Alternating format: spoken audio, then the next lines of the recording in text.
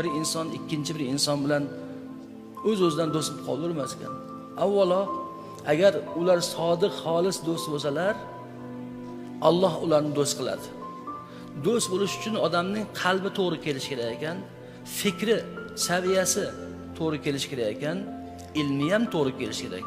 Tili, xulqi, ba'zan nasabi ham, zoti ham, tarbiyasi ham, luqmasi ham to'g'ri kelishi kerak. Ilmli odamni, masalan, ilmsiz odam bilan davrasida ilmli odam ilmsiz odamdan zerikib qoladi. Ya'ni doim u do'st bo'ladimi, eri xotin bo'ladimi, barobar davom etishi saviyasiga bog'liq bo'ladi. Saviya barobar o'ssa, eri xotin totuv baxtli yashaydi. Saviya barobar o'ssa, do'stlik bardavom bo'ladi. Bo'lmasa, do'stlik uziladi va uning bahonasi ko'p bo'ladi, birodarlar.